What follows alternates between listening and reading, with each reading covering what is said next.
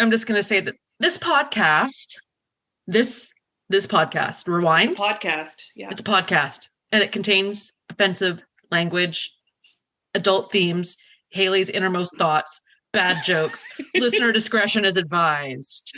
Boom, boom. The bad jokes and my thoughts are the same. Sorry. No, please. If you are looking for a positive discussion about the show Young Sheldon. Oh, God.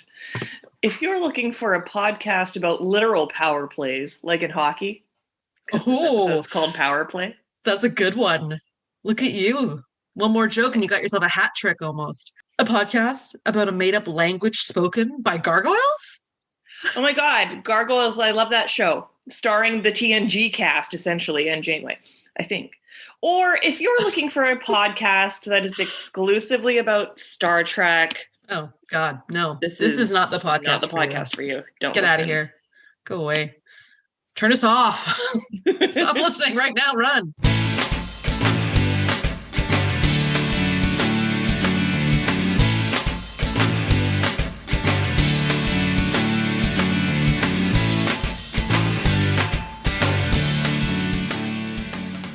Oi, Google. Hey, Sara. All right. What should we do? You want to talk about fan sets? I think we need to talk about fan sets. I'm gonna start us off, and maybe you can finish us off with a little tagline or something. I like it. That was easy. That's not the tagline we're gonna use. Use that one. That's taken. Copyright. All right. Guess what? We are taking a moment right now to thank our sponsors at Fansets for being our sponsors. That's right. We thank you, Fansets. If you like pins, if you like pin accessories, you should go check them out at fansets.com. Load up your cart, use our special discount code REWIND in all caps at checkout, and treat yourself to a 10% discount on your order. One new pin I'd like to take note of, Haley, is Will Riker standing with his foot on a chair. Oh my God. That's right. What? You can wear it over your heart just like you wanted to. It'll be way better than that weird paper mache one you made. So check it out and see what else they got, and then tweet us pictures of your wicked purchases. Can't wait to see them. Fansets. Our pins have character, and we thank our friends at Fansets for being our sponsor. Mm-hmm. Thanks, Fancy.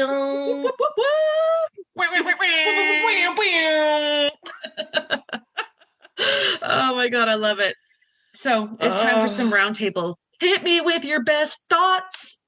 Fire away. I don't know how every time you just blow me away. It's amazing to me. I started watching WandaVision. This is a show set in the Marvel Universe. So I'm talking Superman. I'm talking Batman. Just kidding. Fuck. Could you imagine? No. You're like, oh. five listeners lost crossover? Just now. Yeah, that's fine. Fair. I was really mad at the first episode for wasting 20 minutes of my life. But I'm glad I moved on and have seen like 8 episodes since. So yay. I downloaded and somehow made the Wealth Simple app think that I know what I'm doing with stock trading. And now I own stock in GE, Pfizer, Air Canada, and Nokia. So far, I have made $1.72 Canadian, so I'm probably going to sell soon. Things are looking up. Wow. I know they make you sign all these things like, do you understand that you could lose your life savings? I was like, I agree to terms and conditions. I don't fucking Here's my bank account information. I trust you. It took like 30 seconds. And I was like, I guess I'll do Pfizer. They're working on a COVID pill. Air Canada for when like people start traveling again eventually. Apparently Nokia could potentially take off. Shares are only $4. Do it. And I got Bitcoin too. 10 doll hairs worth of Bitcoin. So we'll see what happens. Wow. Yeah. Brad sold some Bitcoin and made himself a few $100. He knows somebody who made themselves a few $1 million. I bet he does. Oh, man, yeah. I know. Well, hindsight's 2020, as I like to say. It was my boyfriend. No, or anyone. It was my boyfriend's birthday, and that was wonderful. I bought him a lesson to go gliding. So, like a little Cessna or something will like pull a glider. up into the air, and then he's like with an instructor, and then he'll just glide above our beautiful province. This is 50 Shades of Grey. Don't they do that? No, he has a helicopter, doesn't he? But Doesn't they he do have both? I don't remember. They did lots of stuff. That book is good. Those books. The boat scene. Anyway, what else? My nails are longer than they've ever naturally been, so I'm waiting for those to break off. And I was going to tell you about this amazing dream I had, but I remembered that my parents listened to the podcast, and now all I can think of is the last thing my parents need to hear is me talk on a public podcast about a sex dream where he punches their daughter square in the face. The most violent dreams. I wanted them to. Questionable. And that's all I got. That's good. Great. That's a wealth of things. I have to jump back to your first topic, that WandaVision. Does anybody name their kids Wanda anymore? Should we be bringing that one back? That's a classic. Wanda. Did your parents ever talk to you about what you would have been named if you were a different I think it was Christopher. And I think my dad wanted to name me Crystal. Oh, nice. With a C or a K? Oh, the Q. Oh, man. It's just the symbol of a crystal. I don't know. Now everyone write your name. You're like crying. I can't. Oh, God.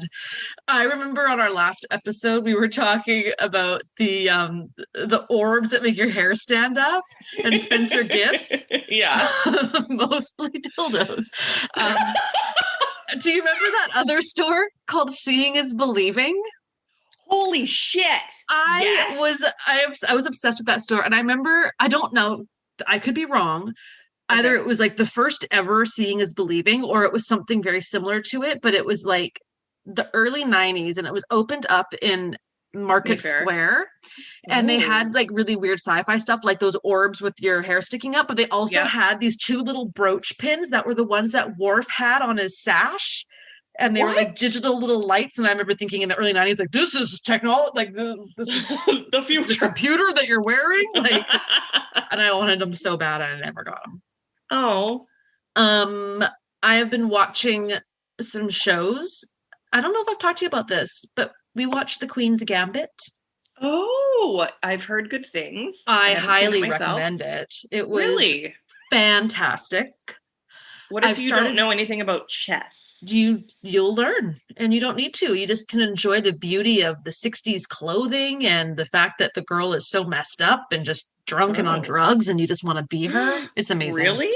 It's also got the grown-up adult former child actor Dudley Dursley from the Harry Potter movies, who's like a grown man, thin, looks maybe a little older than he really is, but phenomenal. And it's also got the kid from Love Actually, who was in... No way, the drummer kid? Yeah, he's in it too. Aww. I really suggest you watch it. It's not very long. Okay. It's just one season. It's a limited series.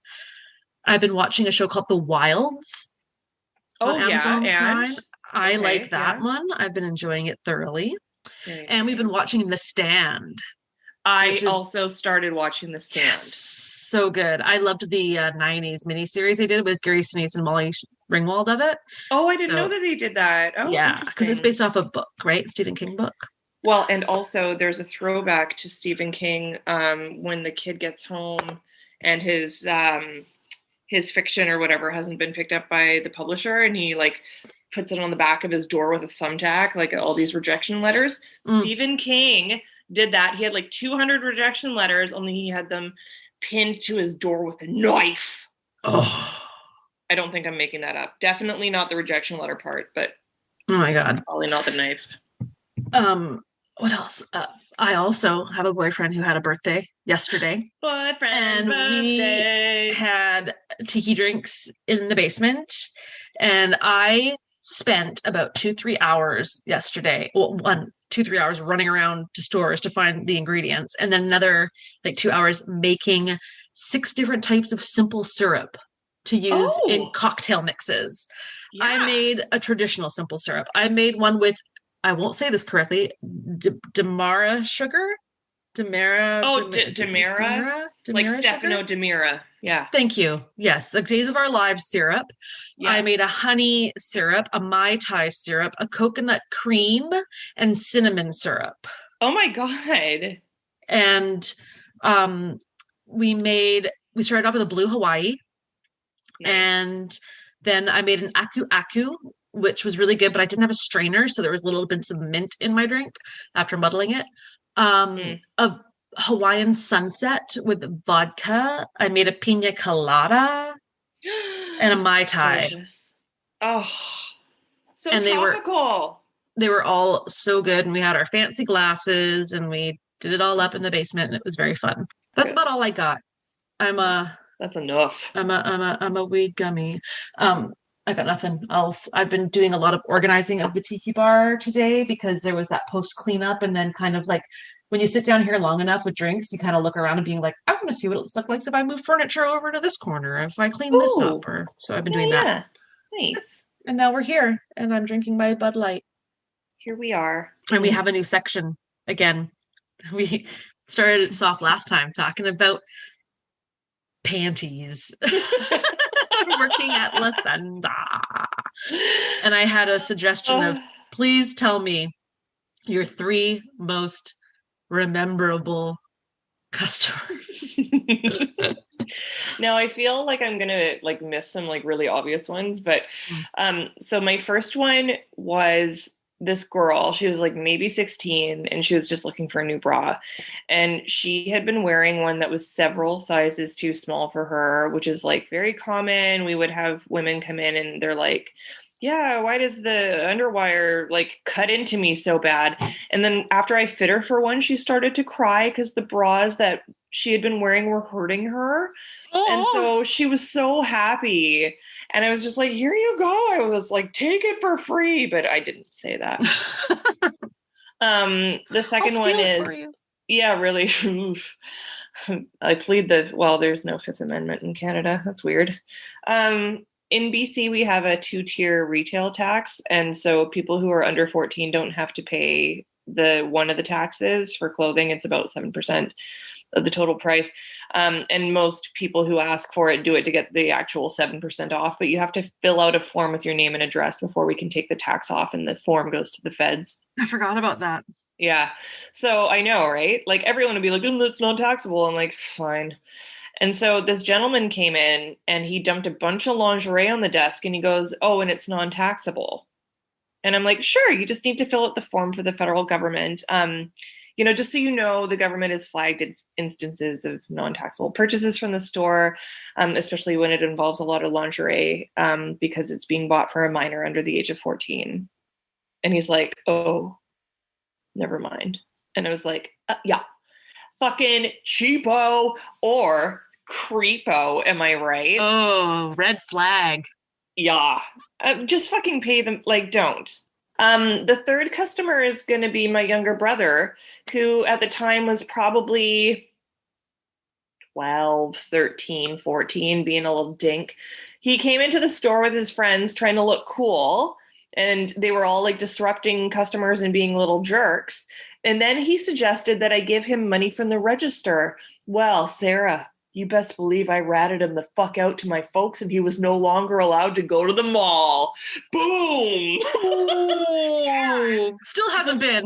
I know. As a little follow-up from that, like later that week, I was looking for him, and I went into his room, and he wasn't there, but his agenda was on his bed, and it was open to a page, and the page was blank except for one sentence: get Haley back no matter what. And I was like, oh no.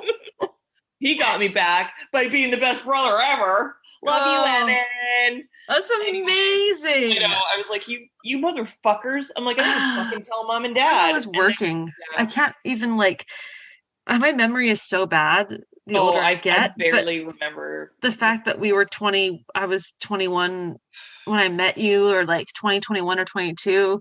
I can't even conceive of like little Evan. I know. I can't even fathom it. Just there a kid was with his band of bandits. Oh man, just causing trouble in the mall. Well, not for long. I felt really good about that. That's a good one. Yeah, what a bitch. Older sister. Avu? Okay. I remember this. It was Valentine's Day, or like coming up to Valentine's Day. It was always a big time for us. Oh God, yeah. It's like our Christmas. There was a guy, he was maybe, I don't know, 16, 17, like young. Aww. And he was wanting to get something for his girlfriend, and he was super nervous and super shy. And I think it was like me, Siobhan, and like whoever else. We all like gathered around him, giving him a hard time, but not really giving him a hard time, but trying to be like, what is she like? Like just we loved when these customers came in. And he's like, well, I already got her a couple of little chocolates from Purdy's and a DVD of Dirty Dancing. And we were all like, oh my God, like you're nailing it already. And so we found something, and we were all like the mother hens that were like, go forth, young man, like teach others to be as you are. Yes. He's like, Dirty Dancing is like her favorite movie, and I don't think she owns. And I was like, oh man, so like this cute. Is like, you had the balls to walk in and buy that DVD from a store that had a bunch of cool looking troublemakers, HMV. And HMV was like the hip store, and he walked in there into La Senza like confident. I hope good kid. Hope he's a happily married man with a great family and a mansion by the beach. Like, oh, me too. Do you remember the old guy that looked like a cross between Danny DeVito and the guy from Sopranos, and he'd come into the store with escorts on a regular basis? Yes, and he wore all black. Yeah, and that's memorable. The jeans, the black jeans, would have a stain on the front because they'd be lap dancing against him, and there was a stain. And it was like, I hated that guy. 4 or 5 times he came into the store, at least. And lastly, the generic mystery caller who would breathe heavy on the phone and ask about women's panties. And a special shout out to any male customer who described his wife and girlfriend's breasts as not as big as yours to my face. Dude, I remember. While staring at me. There was so many men would come in and be like, oh, I'd like to buy a bra for my girlfriend, not knowing there's like 17,000 sizes. And so I remember it was a busy time. So I feel like there was 4 of us, and I can't remember if you were there or not, but it was like Andrea, Siobhan, me, maybe Julianne. And I was like, okay. And so I'm like, girls. And so I made us all line up. I'm like, who does she look most like? And then he's kind of like he's just kind of like, well, it's like this, like holding his hands like cupping a melon. And I'm like, well, okay, so 36B, let's try that. Anyway, I'm like her or like her or me, 1 or 2 or 3. You can't do that anymore. God, no. Oh, we aim to please. God, just painful, awkward, uncomfortable, creepy. So tune in next week when we discuss the top 3 things burned into our retinas, the things we can't unsee. Subtitle, The Things We Can't Unsee. A book by Dr. Sara Blake. I don't know what my doctorate's in, but it's going to be something. Oh. We watched an episode. We went rogue. We were going to go by suggestions provided, and there's nothing wrong with those suggestions. I still look forward to watching Q Who and Ménage à Trois. But I had a burning sensation that does not require a doctor. It required an episode of TNG called PowerPlay, because I'm doing a bit of a DS9 rewatch, and I'm just really on the Chief O'Brien train still. The train's rolling around. It's like Snowpiercer. We're just going in circles. The Chief O'Brien train. Yeah. Or the train that he'd be on in that Hell on Wheels. There we go. My name is Hell, and I'm on some wheels right now. So we watched this episode, and I did a synopsis. I can't wait to hear it. I have to pee. Oh, please. I'm sorry. What I'm going to do? I'm going to slam my beer, and I'm going to get myself a second one. Okay, excellent. I'm also going to get another drink. I'm all out of kombucha, so I guess it's just going to be tequila. Then you go brew some more? BRB. I am back. I am back from going upstairs. Got myself a beer, and I gave the dog a cookie. I said I wasn't going to have any beers, but here we are. Winnie the Pooh reference. I feel like I need my glasses because I can't see very well. Those are my sunglasses. That's not gonna help. I'm back, and also look at my glass. Oh my God, it's got Star Trek. Yeah, Star Trek. Okay. I can't wait for your synopsis. Go, go, go, go. Oh, here we go. I'm taking a break from school to watch, and I'm giddy. That's what I wrote to start. The music is tense. They are standing around Data, who is hearing some kind of static noise he heard at Starfleet Academy, like a distress signal, a Daedalus class ship. Could there be a missing ship? The Essex, maybe? From 2 centuries ago? Troy has a feeling someone is down there, alive. And everyone is like, what? Cue the theme music. Say what? A shuttlecraft is heading down. It's got Data, Troy, and Riker. It reminds me of the Vegas ride when they're flying over the Hilton and they're all like, my God, yes. That's and you're like, hotel. We're going to crash into the hotel. Oh God, I hope my room isn't ruined. Not real. Get off the ride, ladies. Maybe someone should have left you at home. Remember when they said that to me? I'll never forget. It was so bad. Sorry I didn't stand up for you. This ring is fake. I didn't want to get kicked off the ride and asked never to return. Yeah. All right. The impulse generators have shut down. Hold on, we're going down. I'm taking her in. Oh, Riker, you sauce bucket. The shuttle has crashed, and Ro is taking care of business tracking and shit. She is da bomb. I love that character. I know you don't, but I do. Troy emerges from the shuttlecraft, then Riker, then Data. Riker broke his arm, and he's doing a great zombie thriller walk. Troy appears to be unable to walk too, and I feel like an opportunity to use a wind machine was missed in this scene. I mean, the planet looks like it's stormy. Why are they... Anyway. Troy says folks are coming through the storm? I don't get it. Okay, Geordi confirms beaming ain't an option, and O'Brien needs a minute. He volunteers to go down because he's a badass and says one person could make it. His chances are 50-50, not good odds. However, Picard just wishes him good luck. Ouch. It's been all a right. slice. So O'Brien literally risks his life, beams down successfully, and brings with him some tripods of some sort. He complains about his horrid baby being a little bitch about lunch, and they beam the hell out of there. But wait, they're zapped by electricity or something, and the alien life forms enter all but Riker because he's injured, and the alien life form is obviously a wimp. Troy scream wakes herself up, which is literally how I wake up every morning. It's really bad for Brad. Every morning. A live awake enthusiastic. Riker insists he is fine and ready for duty. And if you watch Data and Miles and Troy in the background, they're like eyeing each other. And you know they're like totally being up to being sneaky sneaks with each other right now. Troy says she felt stuff and wants to find the Essex, and now Ro is all mad and she's been locked out. And when Riker looks to Data, he like back punches him, and then O'Brien sets my female parts ablaze by punching Worf. I loved it. Oh, and he shot Riker, and Data is smashing the screen. Troy's a badass now. I am loving this. God damn it. Yes, I wish these three stayed like this for the rest of the series. Yes. The trio of trouble head to engineering and are in Turbolift 4. Data is using contractions like they're going out of style, so you know he's compromised. Some dude in the most bitchin' high-waisted pleated pants and belt is pushed aside as Worf runs, and I want instantly to know more about those pants. Where are they now? Are they in someone's closet? Are they in a set somewhere from an old Paramount Studio locker? I need to know where these pants are. Yes. The Turbolift is empty. There's just some pins, some goddamn pins.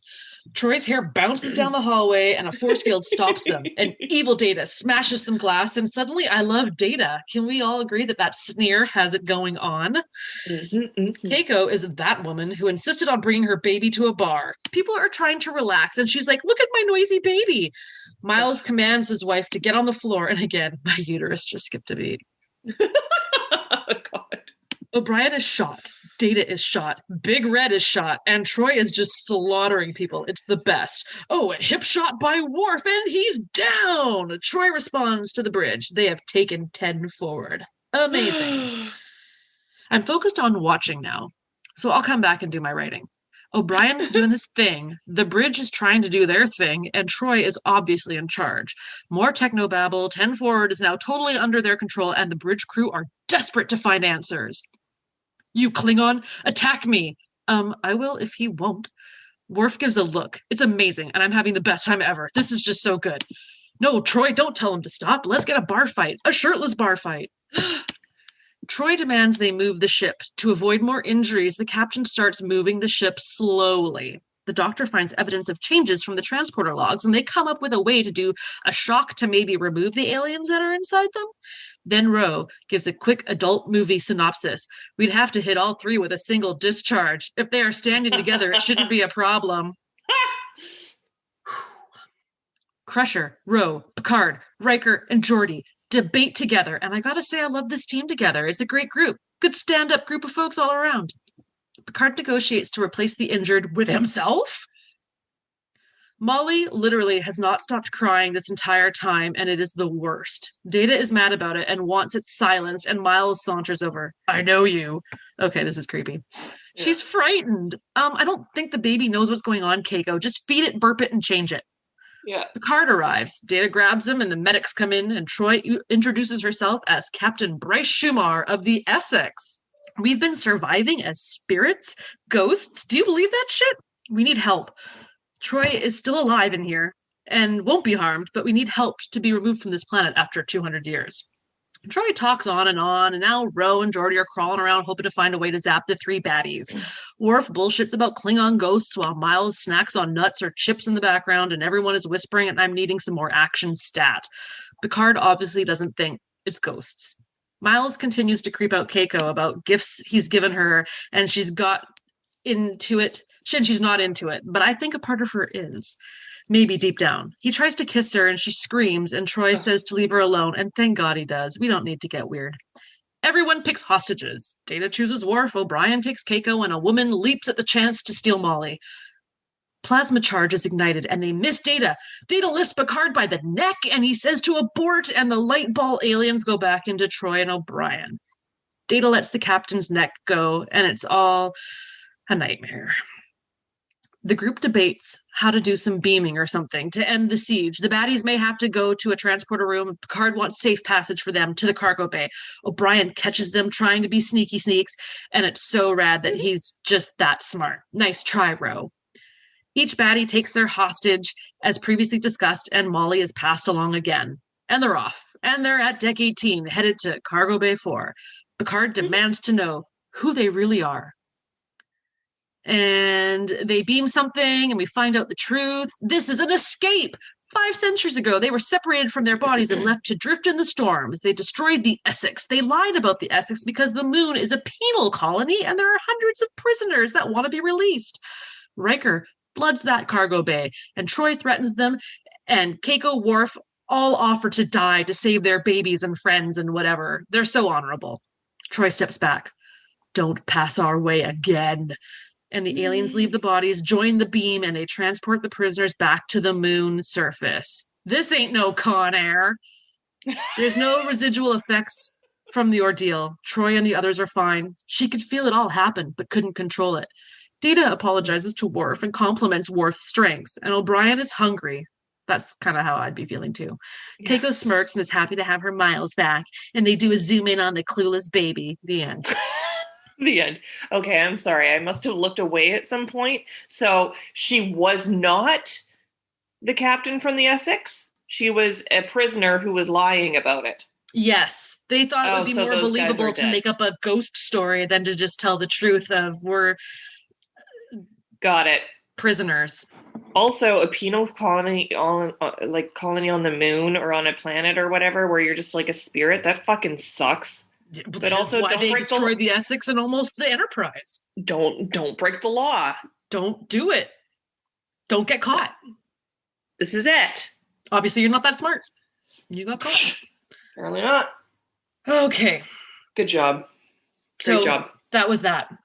That was the episode. That was my synopsis. I've been doing synopses for Enterprise with Casey, and we do rhyming. Yeah. I do like a whole thing. And so when I did this, I'm like, should I do a rhyme too? Like, I feel like I'm just writing stuff now. I don't think I want to do that. You don't need to. You know what? I like your interpretation. This ain't no Con Air. Great movie. Put the bunny back in the box. I don't remember anything about that movie. I need to watch it. Oh, they got the stuffed teddy bunny toy, and he puts the gun to the bunny's head. It's the worst movie. I love it. Oh, God. I love those movies. And Shiv O'Brien's in it. What? Yeah. He's like the asshole, like, lawyer dude. Drives the car that says ass kicker or whatever on it. Yes. I totally forgot. John Cusack and fucking creepy John Malkovich and everyone's in that movie. Nick Cage is the main guy. He's the good guy. John Malkovich. I was gonna say Ben Kingsley. It's Cyrus John Malkovich, the Virus, of course. Steve Buscemi. Yes. Who's that comedian? My thoughts. Please. Before I even started watching this episode, I was totally jacked because, Sarah, you had the best energy after having picked it. You were like, what do you think about going rogue? What do you think about PowerPlay? And I was like, yes. Also, it's season 5, which means it is not seasons 1 or 2, which we do not acknowledge. This episode, I did a little point form, which we like, lists. This episode had everything. 1, the title is a reference to a hockey game scenario. There was an opening with Riker's foot up on Data's console, and his foot makes its way up there again one more time. Ensign Rowe is there. Riker says, we're going down, and I'm taking her in, brace for impact. Splash. Confirmation that Marina Sirtis doesn't use fake eyelashes unless they zoomed in on another person's face without fake eyelashes. Data punches people, and so does O'Brien. Data loses his shit on the console, but does not damage it in any way. Troy karate chops the captain. And we both picked up on this unapologetic guy walking down the corridor in no uniform, except for those high-waisted pleated 80s pants, despite it being filmed in the 90s. Amazing, right? I've never had like a random background person stand out so much. I want to know everything about this person. Who is he? So I'm on the IMDb right now, and there's a lot of uncredited people. So I think we have some research to do. Haley Joel Osment. What the what? Wasn't even born yet. What is this dark magic? We'll get ready for this because there's a little reference there. Troy keeps asking questions, but O'Brien doesn't answer yes or no. He just explains what he can and cannot do. Like, she's like, can you get the turbo lift going again? And he's like, I can override the bridge controls. I didn't fucking ask you for your life story. Crusher's hair is fucking on point. Check it at 2051. I need a lifeguard over here, boys. And M. Night Shyamalan twist with Troy introducing herself as a previous captain. This is all in caps. I'm very excited. Troy, Data, and Miles being total badasses. Keiko offering that she would die to save the life of her child. Yeah, cool. No one asked you. Picardo's asking about their other entities. They don't give a shit about the Enterprise. And then Ro, when she's in the Jeffries tube, and she's like, I don't want to be in one of these again. I'm like, you are in the wrong occupation, my friend. Anyway, I loved it. And so I had 2 questions. Okay.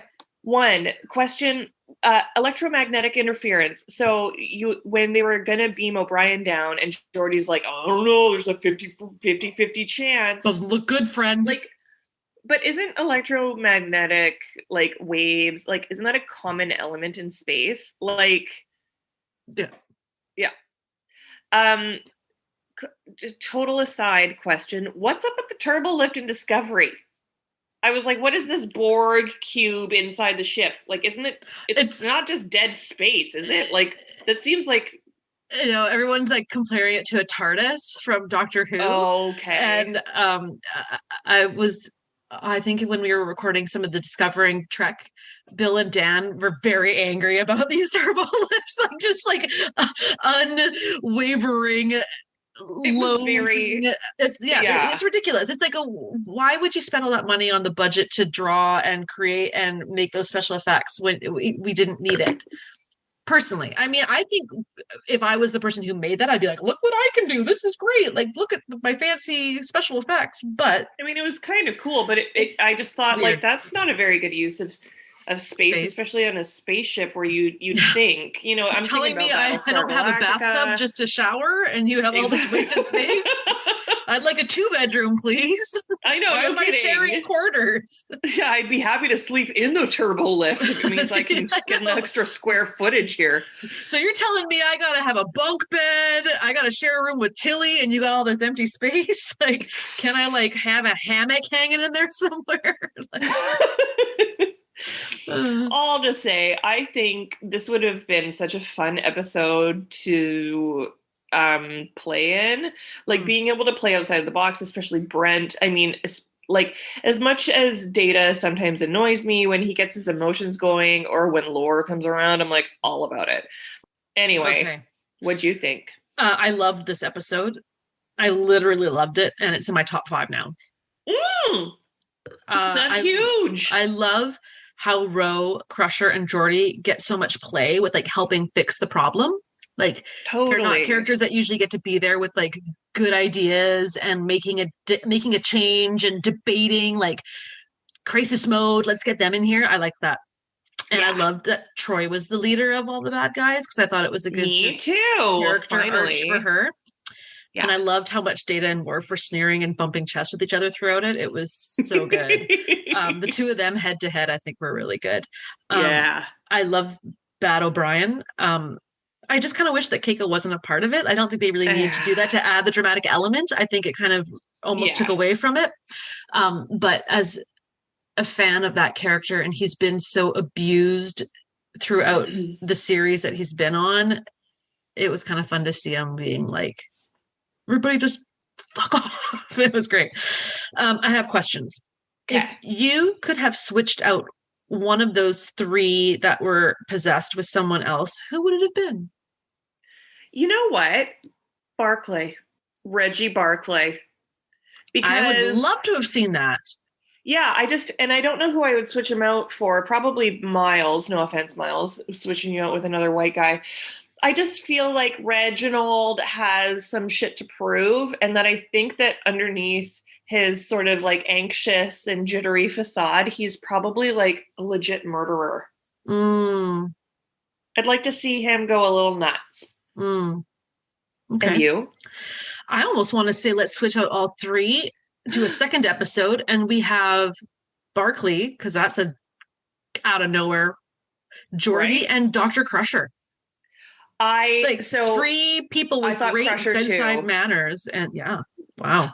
I didn't want Geordie just because I didn't want Geordie, the character, to be ruined for me. Like, I'm trying to like a throwback as in my childhood, like Geordie was just like, he was also reading Rainbow Guy and all that kind of stuff. And like, I never want him to be hurt or mean ever. Yeah, that's fair. And so I didn't want him, but yeah, I am. But I thought Crusher as well. And I also thought about Wesley when he was like all emo in that one episode that we watched.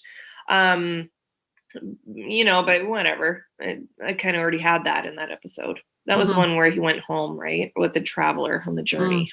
The journey. I want to see an episode where the 3 people are possessed and they're forced, they're beyond nice. They're like skipping, and it would be Worf and Picard and holy shit. Morty! What a wonderful day it is today. Are we having a great time? I think we should go warp 1 because what's the rush? Everyone look outside, look at that nebula. They're crying. Holding each other like, oh, we should get a picture. Does anyone have a camera?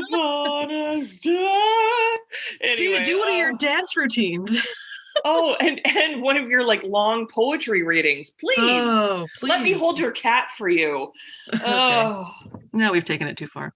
Yeah. Question 2. Do you think the consciousness that lived on the penal colony, I mean, you're just realizing now it's an alien species and not ghosts. Yep. No, but what race do you think it could have been? Do you think it's like an alien race that we know of, or an alien race we have no idea of? Like, could it be? What do you think? So the entities that were at one point inside some sort of medium or vessel that committed a crime, and now they're there. Good question. I know. I was thinking about it. I was like, they never said. I don't think what the species was. So. I guess I already read it. I read this question and I made an answer last night when I When I read it, me. Good question. What do you think? Most criminals are pretty dumb, so I'm thinking chimps. Oh my God. You're ridiculous. I love it. Oh God. Anyway. Right. So we got some fast facts. Yeah, and we I didn't number them or anything, so I'll just let you start and then we'll just get your shit together, Haley. Goddamn Mac. In the scene where the away team is thrown backwards, Marina Sirtis broke her coccyx. That's her tailbone. It was an injury that caused pain for more than a month, and it made sitting extremely painful. She was the only one in the group who actually performed the stunt herself. She later reflected that anyone could have done it, really, because her face was barely even visible in the finished shot. It could have been Worf and Troy's costume, and we wouldn't have known the difference. I can totally picture her saying that with her accent, like all fucking so saucy. Yeah, yeah. It could have been Wolf and Troy's costume, and we never would have known the difference. I have a tailbone story. When I was a kid, I was getting ready to. No, it's the tailbone hour now. Let's go and let's pop and lock into this one. Coccyx corner. The coccyx pit. But I was like getting ready to watch something on TV, and I was like all excited and happy, and I was gonna like sit in front of the TV, not on the couch, just on the carpet.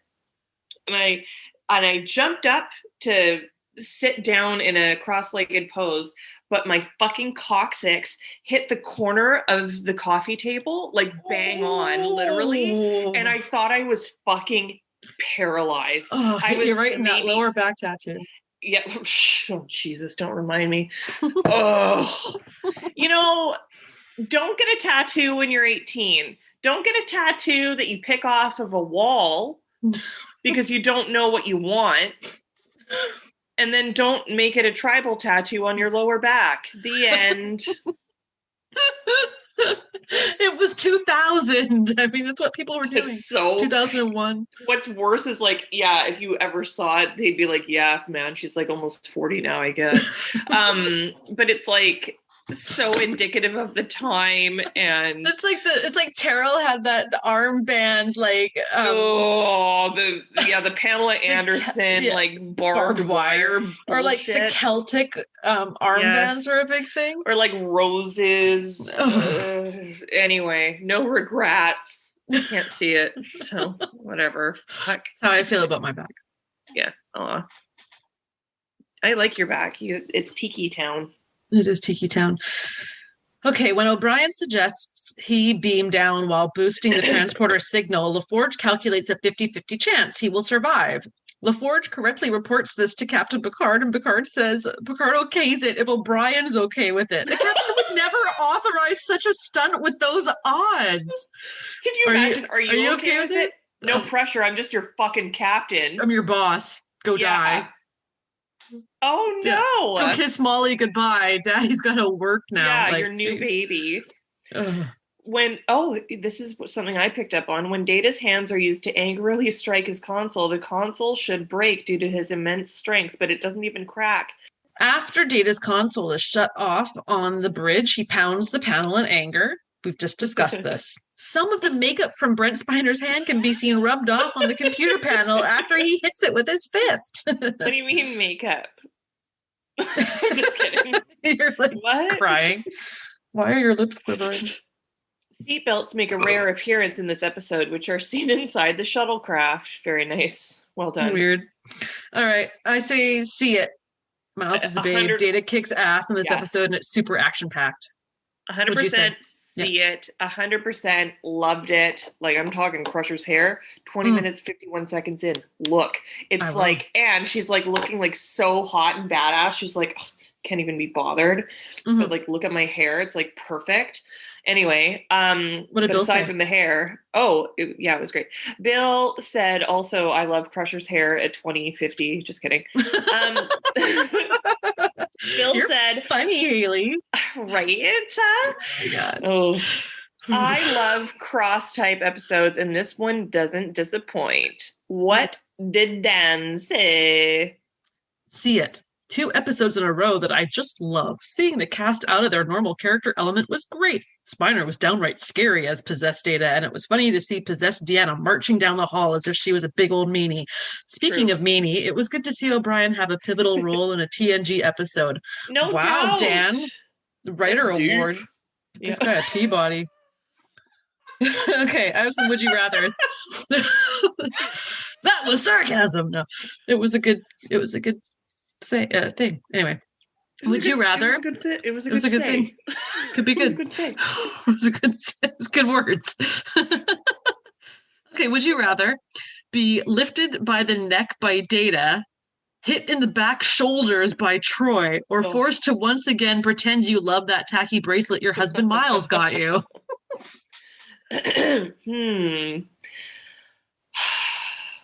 You know what? My upper back and neck area are so tight from just like stress that I love that hit in the back shoulders by Troy.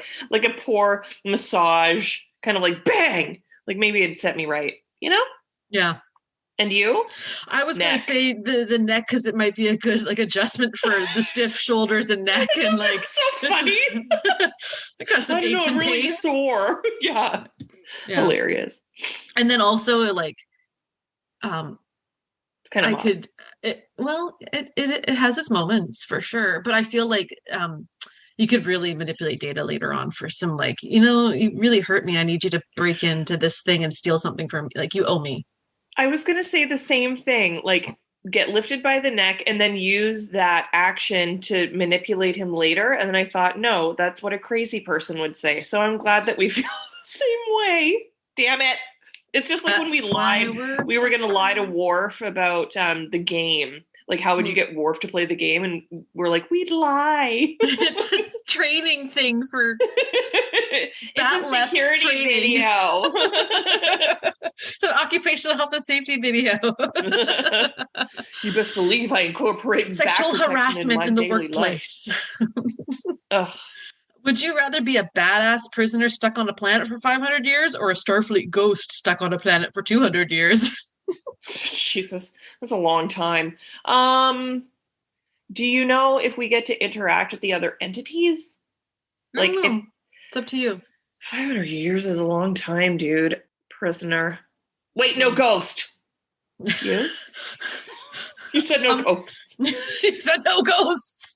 I think I would go with prisoner because I just feel like there's got to be someone in there who knows how to get out of this situation. Yeah, or like you're going to learn something, like when you go in for petty crime and you learn how to murder. And also if you're like a prisoner ghost, maybe you're a species that's not dead, whereas if you're a Starfleet ghost, you're dead.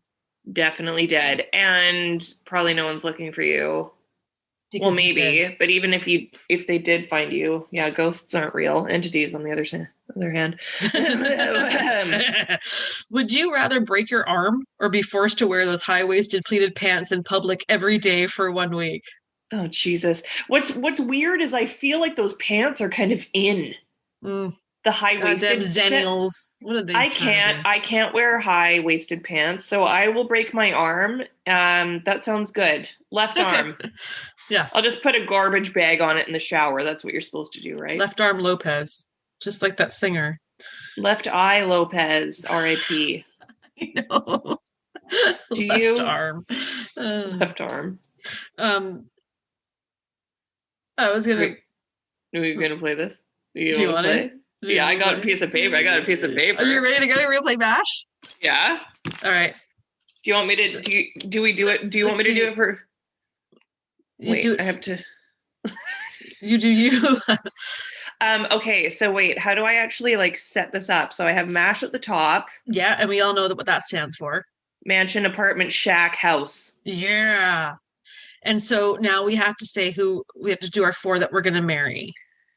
And so the options were badass, possessed Data, badass possessed Miles, badass possessed Troy, or an adorable, helpful Geordi. Oh. Okay, Geordi. So I've written them down. Okay. And then you have, for this version, we're going to do the role that you played in this whole ordeal. You saved the day. You broke your arm. You had to hold the crying baby. You crawled in tubes and shot the bad guys. Tubes. Who broke their arm? Did something happen? Riker. Oh yeah, that's right. I was gonna like watch very intently to make sure that he didn't fuck up, like use it, but I forgot. And then we have planets where like your mansion, house, shack, or apartment are, which would be Risa, Earth, Kronos, or that planet where you die if you step on flowers. Yes, that one was bad. Angel 1? But it was Angel 1. That's where they jogged all the time, right? Yeah. And they were all tanned and shit. Oiled up. Current role on the ship. And then we have your job, which could be a first day on the job as a nurse, a security officer, a bartender at 10 Forward, or a fancy elite science officer. I want to be a bartender. Okay. Mixologist. Yeah. Okay. I'm going to start and you tell me when to stop. Okay. Go. Stop. I never say stop. It's like 20 minutes of blank space. 4. Oops. 1, 2, 3, 4, 5. 1, 2, 3, 4, 5. 1, 2, 3, 4, 5. Okay. So this is you or me? Let's just do one. We'll do you. Or okay. It's for us. It's both of us. It's for both of us. Okay. Yeah. So we're married to badass Troy. Oh. We're going to get some of those back rubs that we've been talking about. You just hammer away at it. We live on Kronos. Our job is we saved the day by crawling in tubes. Okay.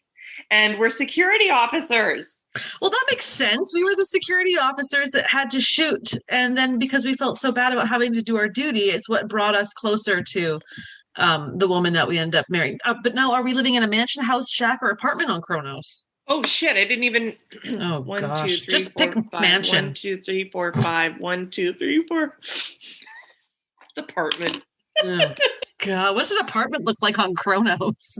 Well, boom, boom, boom, boom, boom, boom, boom. That's Seinfeld, anyway.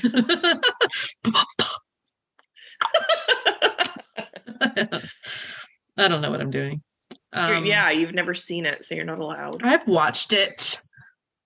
I've watched like season 1, 2, and 3. We were doing a rewatch. Okay, fine.